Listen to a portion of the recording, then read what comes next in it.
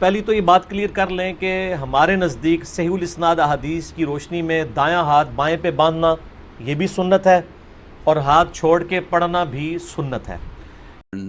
کرتے بھی ایسے ہیں، کوئی یہاں سے پکڑتا ہے کونی سے، اس طرح پکڑا، کوئی یہاں سے پکڑا ہوتا بھئی صاف تو حدیث پاک میں آتا۔ حضرت وائل کہتے ہیں میں نے ایک دن تہیہ کیا کہ میں رسول اللہ کو دیکھوں گا کہ نماز کیسے پڑھتے ہیں، وہ ساری بیان کی انہوں نے لمبی ڈیٹیل۔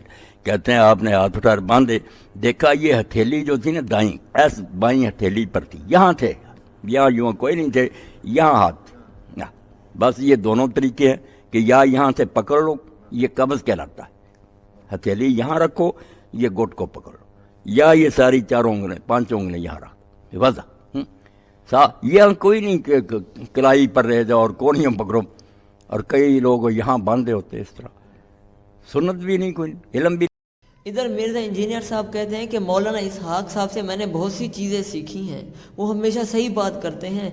ارے مجھے یہ بتا، اب مولانا اسحاق صاحب کہہ رہی ہیں کہ دائیں ہاتھ کو بائیں ہاتھ کی کلائی پر رکھ کے نماز پڑھنی ہے، تو کہہ رہا ہے کہ دائیں ہاتھ کو ہم نے بائیں ہاتھ کی کونی پہ رکھ کے نماز پڑھنی ہے۔ یا اس کو استاد کہنا چھوڑ دے، یا یہ کہے کہ وہ مولانا صاحب جھوٹ بول رہے ہیں۔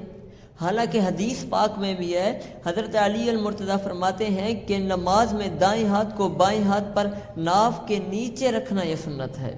اور اسی طرح حضرت وائل بن حجر رضی اللہ تعالی عنہما سے بھی مروی ہے، آپ فرماتے ہیں کہ میں نے پیارے آقا صلی اللہ علیہ وسلم کو نماز میں دیکھا کہ آپ نے دائیں ہاتھ کو بائیں ہاتھ پر رکھا اور ناف کے نیچے ہی رکھا۔ تو اس سے دو مسئلے ثابت ہوتے ہیں کہ ایک تو دائیں ہاتھ کو انسان بائیں ہاتھ کی کلائی پر رکھے، اور دوسرا مسئلہ یہ ہے کہ ناف کے نیچے رکھنا یہ حضرت علی المرتضیٰ کے بقول یہ سنت ہے۔ اور حضرت حجر فرماتے ہیں کہ پیارے آقا صلی اللہ علیہ وسلم نے اپنے یہ ہاتھوں کو ناف کے نیچے رکھا کرتے تھے۔